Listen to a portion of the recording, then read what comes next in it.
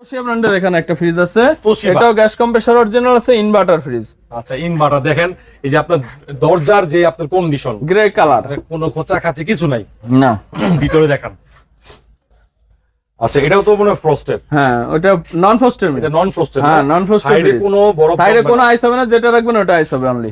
বলেন ভাই। ভাই এটার দাম দিচ্ছে আপনার 35 না 30 না, একদম 28,000 টাকা করে দেবো। 28,000, জান 25,000 টাকা করে দিলাম। 25,000, হ্যাঁ ফাইনাল। তোশিবা। জি, তারপর শার্প ব্র্যান্ডের একটা ফ্রিজ দেখো, ব্ল্যাক কালারের 400 লিটারের বরাবর।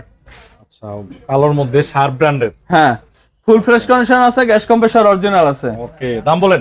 ভাই এটার দাম হচ্ছে 30 না 29 না, একদম 28,000 টাকা করে দেবো। 28,000, হ্যাঁ তারপর ওয়ালটনের 386 litre steel body, steel body, gas compressor সব অরিজিনাল আছে, আর 600 গ্যাস, কারেন্ট বিল কম করে, একদম চকচকে ফ্রিজ। একবারে কন্ডিশন দেখেন, গুড কন্ডিশন। হ্যাঁ নন ফ্রস্টের ফ্রিজ, এটা কিন্তু নন ফ্রস্ট ওয়ালটনে। তারপরে কিন্তু এই বডিটা দেখেন একটুকু হলুদ হয় নাই, অন্যান্য বডি থাকে হালকা হলুদ হয়ে যায়, একেবারে ওয়ালটন সাদা, একদম সাদা আছে ফ্রিজটা। এখানে চিলড্রেন রুম আছে। আচ্ছা বলেন। ভাই এটার দাম দিচ্ছে ভাই 33,000 টাকা।